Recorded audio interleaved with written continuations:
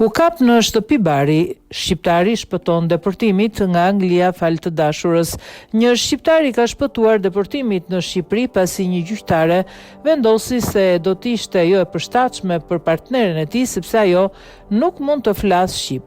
Armando Iberhasaj, i cili u dënua me 4 muaj burg për kultivimin e më shumë se 200 bimëve kanabis, pretendoi se deportimi i tij do të shkelte të drejtat e tij për një jetë familjare me partneren e tij. Iberhasaj hyri në Mbretërinë e Bashkuar ilegalisht nga Shqipëria në vitin 2019 dhe brenda disa muajsh u kap duke kultivuar bim kanabisi në një shtëpi në Bolsover, Derbyshire. Gjyqtarja vendosi se deportimi i tij do të ishte i ashpër për partnerin shqiptarit pasi ajo nuk ishte udhëtuar kur më parë në Shqipëri dhe nuk e fliste gjuhën shqipe. Të presësh që partnerja e Iberhasaj të zhvendoset me të në Shqipëri do të shkaktonte pasoja të pajustifikueshme.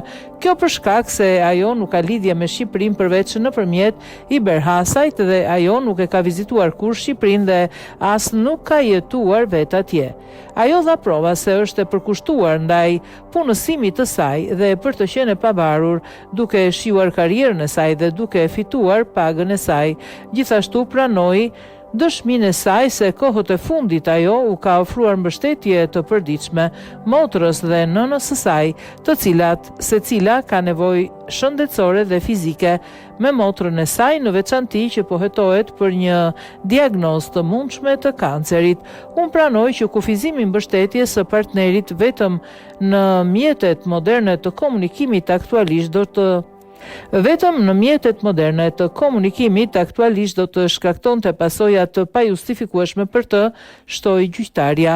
Vendimi për të lejuar Iberhasajn të qëndrojë në Mbretërinë e Bashkuar vjen pasi Shabana Mahmud, sekretaria e brendshme, propozoi frenimin e përdorimit nga kriminalët e huaj dhe migrantët e paligjshëm të drejtave familjare të nenit 8 sipas KED1. Për të penguar deportimin e tyre. Kufizimet e reja për përdorimin e të drejtave të nenit 8 do të nënkuptojnë se vetëm familja e ngushtë do të llogaritet për të parandaluar lidhjet e dyshimta. Gjyqtarët gjithashtu do të duhet të japin përparësi sigurisht publike mbi të drejtat individuale të nenit 8.